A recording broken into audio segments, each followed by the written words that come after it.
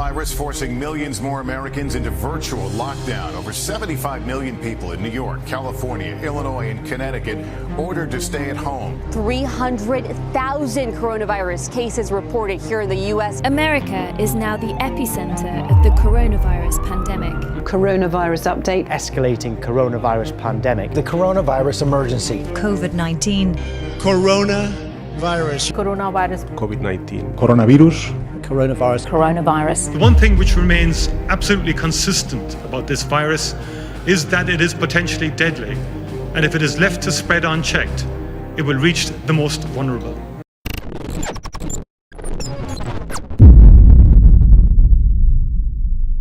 My name is Tom Kenny, and I'm an assistant professor at Malloy College. I'm Sylvia Albanese, and I teach at Nassau Community College as an associate professor. I'm Caroline Saviglia, and I go to St. John's University, and I'm a hospitality management student. I'm Casey Cunningham. I attend the University of Kansas, and my major is visual communication design, so graphic design. My name is Janine Barron. My current profession is customer service representative for Northwell Health, and I attend grad school at Jamestown Community College, upstate at Jamestown, New York. My name is Solomon Garson, and I'm a registered nurse at New York Presbyterian Columbia University. In March of 2020, I was in two places where I live in Holbrook, New York, and I was on campus here at Malloy teaching production classes. We actually had talent actors and actresses coming to campus to film two full movies, like 45-minute movies that we actually had to shut down production on once things closed. So coming to campus and teaching and just being at home in Holbrook. In March of 2020, I was teaching at Nassau Community College. Before the pandemic, I was working in Walt Disney World doing my Disney College program as a food and beverage cast member. I was in Orlando, Florida, and I was lifeguarding on the Disney College program. In March of 2020, we were getting ready to go on spring break, but unfortunately, we never came back. In March 2020, I was just applying for my nursing position now and accepting the position while I was home quarantined. Before COVID-19, I would say busy. I think the life of a instructor, professor, teacher in general is busy between doing lesson plans, grading, working with students one-on-one, advisement. Once the pandemic hit, it's like all of that stopped. Like I was just at home all the time. That's where things kind of altered for me a little bit, where I just was used to always on the go, and then I just had to stop and sit. I would go to my classes face-to-face, teaching 5 of my courses. I would also go to meetings, Senate meetings, and hold my office hours. The Disney College program was the best experience of my life, and I really enjoyed working there, and I learned a lot about how to work in Disney World. I love the culture here at KU. I love going to basketball games, and I just absolutely love my school. So it's a little bittersweet to leave. I've made, honestly, the best friends I've ever had in my life. It gave me the opportunity to do the Disney College program, which was probably the highlight of my college career as well. Getting to go work for Disney and fulfilling that dream, and also meeting a lot more people that are so important to my life now. At Malloy, I was studying professional communication with a minor in new media. In the hospital, I'm a registered nurse, and I work at a cardiovascular surgical step-down unit, taking care of patients with complex surgeries, any typical surgeries, and COVID patients as well. So I became a professor because I would always watch the behind the scenes of a DVD, and I loved watching how they created the film and watching the green screen and the special effects and just how a movie was edited. My sister said, "Oh, you should major in communications," because she had taken an elective in it. And I was like, "Oh, I should try it out," and I loved the class. And then when the opportunity came, I really enjoyed teaching it to others. I became a professor because I love to teach. I did the DCP because it was a dream of mine ever since I was a little girl, wanting to work in Disney World for Mickey Mouse. I am a creative major, and my ultimate goal is to have a creative career at Disney one day. So I thought that the Disney College program would be a really good opportunity for me to kind of get my foot in the door at the company and also fulfill my dream of working at Disney. I was studying communication because it's such a vast field. You can pretty much go anywhere with it. With professional communication, I can use that degree in business, I can use it in hospitality, I can use it in healthcare, and the healthcare field is my end goal. which is what I'm working towards right now, ergo my current position with Northwell Health. I became a nurse for the love of caring for patients, being there for them. The doctors usually get all the credit, but it's the nurses who are really there with the patients throughout their stay. The doctors come in and out, they tell you the plan of care and what they want to do, and then they reiterate it to us, and we pursue it out. Of course, with their help, but the nurses is there through every step of the way. I teach production and studies courses in film and television. So I teach serial TV, which is about like on-demand streaming platforms. I teach field production, which is short films and documentaries. TV studios where we do sitcoms and talk shows live on the air. I teach video editing, and then I teach studies courses such as history and media. So a potpourri of different courses in the film and television industry.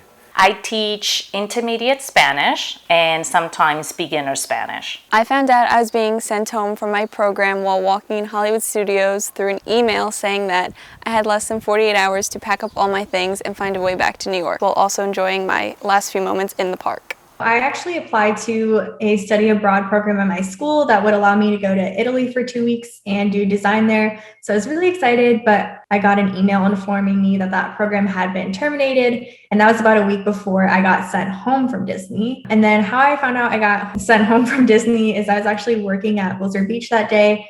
I came off on my lunch break and a coordinator wanted to see me in their office. And so me being a new lifeguard, I was really nervous that, oh my gosh, I must have done something wrong. Maybe I'm getting fired. I'm not sure. And they basically informed us that the college program was terminated and we had 48 hours to leave. So I immediately left work in the middle of my shift. They let us go home and I started packing up.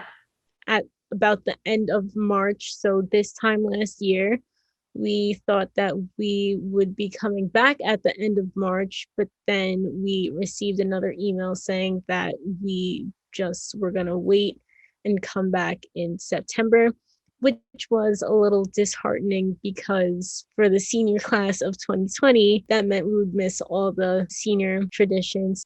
Switching to remote, it's pretty strange. I have taken remote courses over my duration at Malloy. I haven't taken them all at the same time before. So when we switched from in-person classes to entirely remote, that was a bit much all at once. It's something that we need to adjust to, and I think we will in coming years. Our patient care director, she would come in through our morning huddles and evening huddles and then just keep us updated on what the hospital leadership people are telling her, the higher ups were telling her. And then our also higher ups would send a daily email and they'll have a little brief video, like a YouTube video that they post every day, just updating people about the number of COVID patients, what's going on. And then other leadership partners would email us like more policies, procedures that we're doing for the COVID time. I believe it was March 11th. Found out that we're going to be home and we have to move everything remote within 48 hours, which was a complete nightmare for every faculty. I know the students were very stressed about that, but faculty were just as stressed because we had 2 days to put everything online. But I believe the students were understanding with that, and so were the faculty as well. It happened so quickly. That was a very stressful part, having to adjust so fast. I was at the academic senate and the president of the college walked in and told us to pack our bags. We got several emails regarding the transfer from face-to-face to remote. I was very disappointed and upset when my experience got cut short because this was a dream of mine ever since I was a little girl, and all of a sudden it's being ripped away in a matter of seconds through an email. I was really discouraged when those experiences got cut short because I was really excited for the opportunities that I was going to have that year. And I'm still a little bit discouraged just searching for jobs because it seems like there's pretty slim opportunities right now with the pandemic. When I found out that everything was being canceled, I cried a lot, mostly because I was sad that everything that I had planned to do with my friends was going to be taken away. If we have like a senior breakfast, any of like the senior traditions that they had implemented in the past, we wouldn't be able to do that. So I was kind of sad about that. I never really got to say a proper goodbye. So that was the hardest part. When I first got into the hospital, when I saw all those COVID patients and all the rooms shut, and it was like, whoa, this is real. This is not just something we're seeing on the news, nothing political as people were trying to portray to. It's like, oh my God, people are really getting sick very quick. This is real. What are we gonna do? Nobody knew anything about it. Felt like it was never gonna end. Still feels like that sometimes. But once you start discharging them and seeing them get better, it felt a little better, but it was just an eye opener to like, oh my God, things could end so fast in a blink of an eye. Nobody knows what's going on.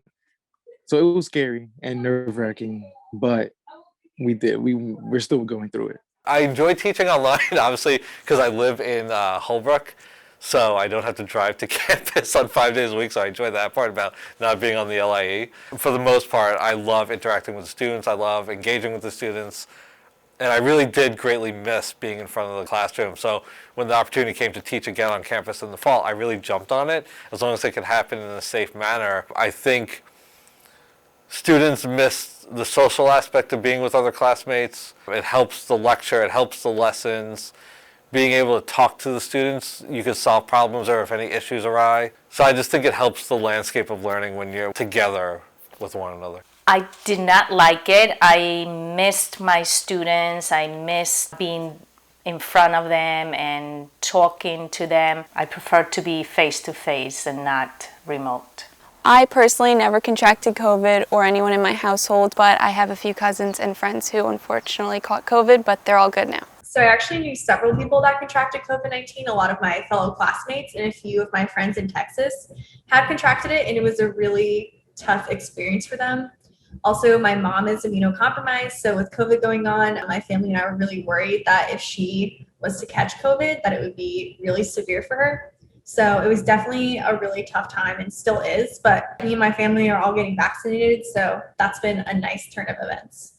My uncle, we're not entirely sure if he actually contracted COVID or if he just had a COVID variant, but he was having a really hard time breathing.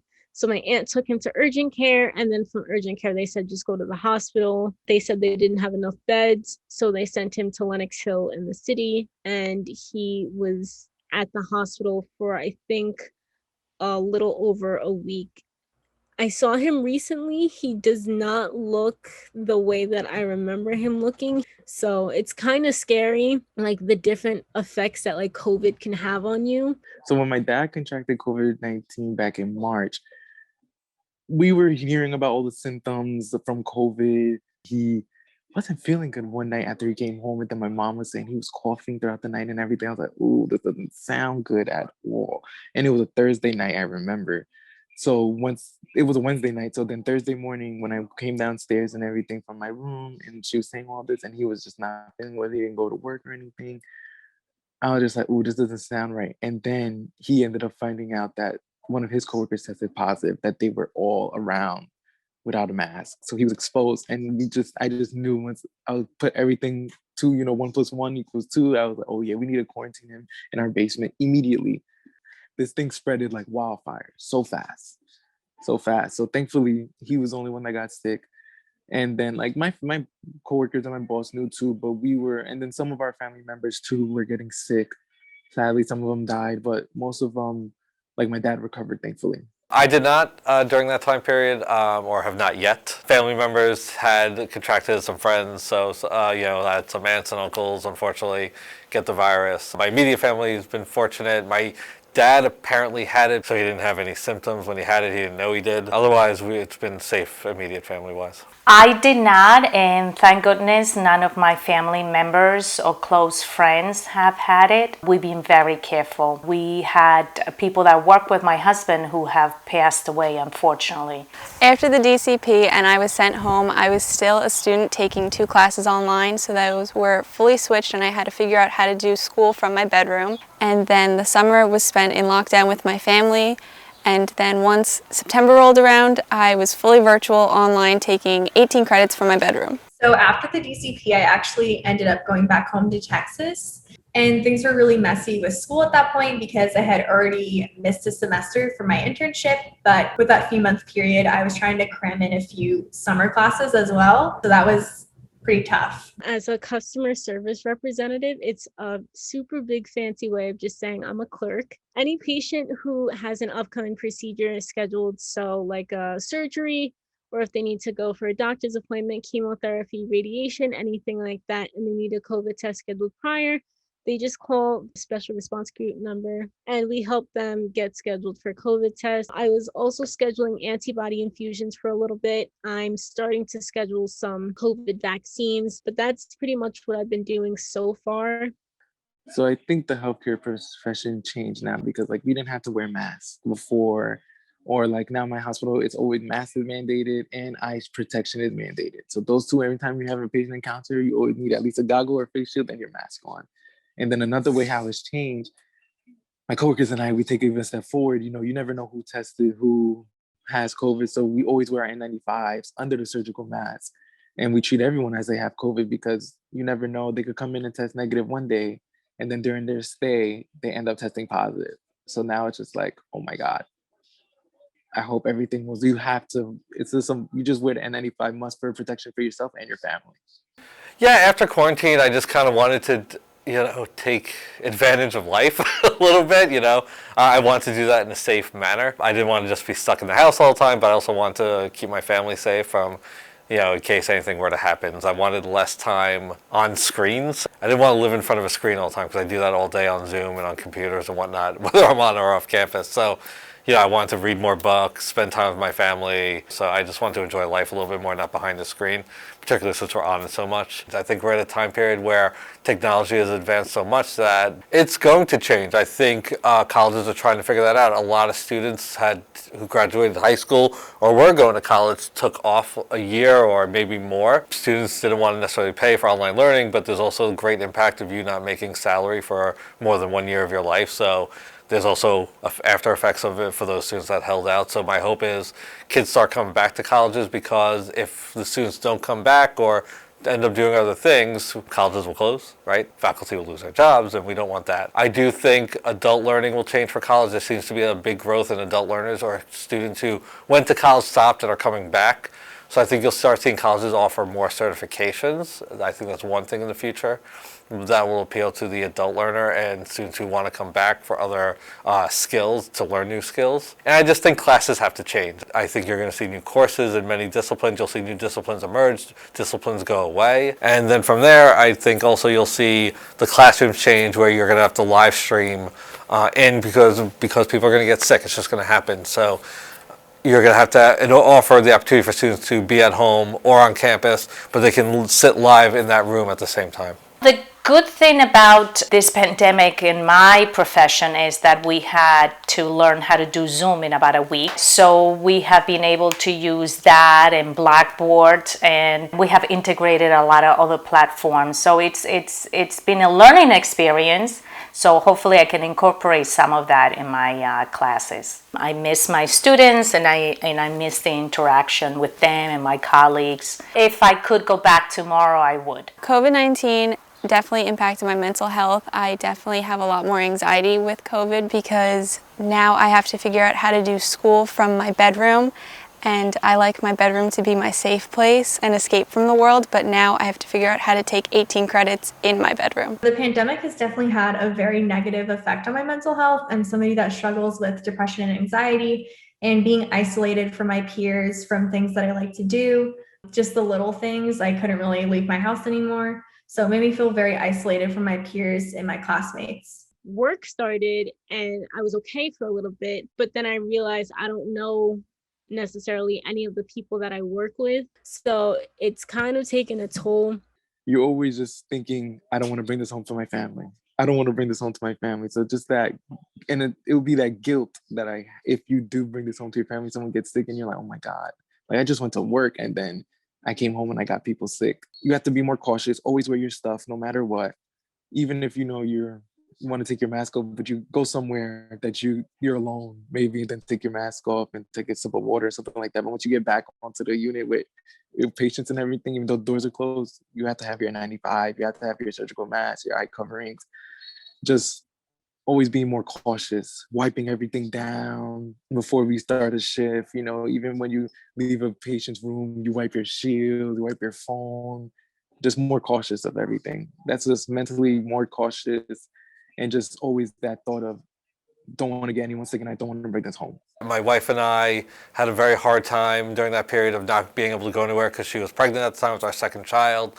So, we weren't able to be around a lot of other people and being confined at home, also not seeing loved ones and just, you feel like you're alone and secluded at times. So I learned a lot of things during the pandemic is, you definitely want to, you're always told to treat people the way you want to be treated, right? That's always been a term that people have used. But more so than anything else, just like let the stress and the bad things in your life go. Don't get upset about things and don't take things out on people, because during this pandemic you don't know what somebody's going through. You don't know if somebody lost a family member. Say if they lost a grandparent. Like, we've lost so many loved ones that you just don't know what somebody's going through their day during this whole process. So just keep that in mind and just have a positive outlook. I think we all have suffered from a little depression here and there. We haven't been able to go out as much as we would like. We haven't been able to travel. So we are homebound. So it definitely has, and you don't have the interaction with people that you usually do. My 2 kids are home. My husband was home for a while. So it was very difficult to have enough space to think. We were always on top of each other. It's taken a toll mentally, yes, of course. The hardest experience for the pandemic for me is definitely not seeing my family and friends. My grandpa unfortunately passed during the pandemic, so his last few moments I wasn't really allowed to spend with him, so that was definitely hard on me and my family. And not being able to see my boyfriend, who I've spent every day with, and now suddenly I couldn't see him for months. The hardest experience of the pandemic for me was that little window we had to leave Disney. It was really stressful because states were just starting to shut down. Everything was really uncertain, and I had basically 24 hours to get back across the country. So that was very stressful. And also being a student, because the burnout became really apparent. Sitting on Zoom for 6 hours a day has been really tough. I think the hardest part of quarantine, to be honest, was scattered work schedules. I don't really have anyone to talk to during the day. The hardest experience of this pandemic is just seeing how real, how real COVID was in the hospitals, because it started as one patient and then it doubled, then it tripled. Next thing you know, everyone's COVID, and it's just nonstop. To just keep coming in. The influx of patients were just coming in and coming in and coming in. And then next thing you know, your unit's full with all COVID patients, and you're like, oh my God, this is just so real. And once again, you don't want to bring it home. But then it also helped a little bit because you got to see how the healthcare world just works to fight something medical. So all as one, nonstop, come to work, do what you got to do, help protect these patients because they have families at home as well. Hardest experience was not seeing my parents and my sister. When my parents retired, they bought a condo, but then right before the pandemic, they sold the condo. And my sister, when she bought her house, they have an apartment, so my parents moved into their apartment. So my sister and my parents got to see each other all the time. I did not get that. You had to see each other at a distance at first because still people didn't know how things worked. I feel terrible for my students. They really are suffering. It is a community college. Most of the students are in the service industries. So many of them have actually had to drop off from the classes and go to work because they're helping at home. And I just feel bad for them. In relation to my job, one of the hardest things was that I couldn't interact with my students, and I teach in a very interactive way. So via Zoom, it's a lot more difficult. And then in the personal, anything and everything we did at the beginning used to take so much longer. I didn't like the fear of who can have it, who doesn't have it, and it was just, that was not healthy. The positive of the pandemic is definitely family time that I spent. Every day in the summer it was just me and my 3 family members. Between all of us, we're all busy with jobs, school, hanging out with friends, so being able to do nothing but hang out with each other and make memories together was something that I think was a positive of COVID. So something positive that happened to me during quarantine was getting my dog. My family and I adopted a mini dachshund. Her name is Hudson, and she's just the cutest little dog. So I'm really happy that we got to rescue her during the pandemic. Even though I tell people I hate my job, I'm grateful for my job because I know a lot of people lost their jobs. I don't necessarily hate what I do, but I just don't like that the people aren't appreciative that we're trying to help. Especially during college, you don't get to spend that much time with them. You know, you're busy going to class, you have many classes during the day, so you're in school more, then you come home, you got to study, you got to do homework, you eat with them for maybe about 15, 20, 30 minutes, and then you got to get right back to doing your studying or doing a project that's coming up and many things. So just being home, having nothing much to do except, you know, sit with them, watch what's going on. It gives you more time to be with your family and enjoy that time together that you wouldn't have if we didn't have this pandemic. Because everybody was, especially in New York, you know, it's go, go, go, go, go. This slowed everything down completely. So then it made you appreciate that time with your family because you never know when it could be taken away from you. Especially working in a hospital, seeing family members just passing with nobody there. You're FaceTiming patients, you're holding their hands because you're the only close person contact that they have. They don't have their family members with them. So it makes you enjoy it and not take life for granted because it can be taken away so fast. The birth of my son during the pandemic has been great. So that happened in January when Zach was born. So I would say my child defending my dissertation and becoming Dr. Kenny and publishing my second textbook would be the positives that came out of the pandemic. Well, I think everybody has learned how to cook in the pandemic. But besides that, definitely has slowed things down, especially here in New York. We all had to take a breather. We had to go out and walk a lot more outdoors because there was not much else you can do. The pandemic taught me the importance of life and how it can be taken away at any moment, and also normal life and how much I really do miss that. Appreciate the time that you spend with people and appreciate the little things, you know, just like going out with friends or going to your favorite coffee shop, because we couldn't do that for such a long period of time. You need to stay positive so that if you go into that dark place, you may not come out. Taught me how resilient healthcare is, how great working with a good team at work during a pandemic really is, how you could become really close with your coworkers because they become your family, your second family, because you're more at work than you are at home. Especially during the pandemic when like the hospitals were providing housing and things like that. So, you know, you don't want to go home. If you don't want to go home, you don't have to. So you're basically more with your coworkers than your own family at home. And then you just saw how we showed up every day, nonstop. If we never called out unless something truly happened. But most of our coworkers, my coworkers didn't call out. My boss didn't call out. We were there every day going through it to show that we're in this together, no matter what, at the end of the day. And we're going to get through this together at the end of it. You know, even though the pandemic is happening, try to look at the positive things in life and look at like what you can learn from it and learn about yourself. I think everybody had the opportunity to reevaluate their own life and how they can improve, because every day we can find a way to make ourselves better in some way. I've always been a firm believer in that. Like, we can always better ourselves in some way, be a better husband, parent, friends, school, no matter what it is, we can get better at something. I always think of like, be great and be grateful, improve skills, be the best you can be, but also be grateful for where you get to the top and be grateful for where you come from. I think that we're all resilient. I think we have learned that we can follow some of the orders that we're told to follow. If we put our minds to it, I think we can definitely beat this.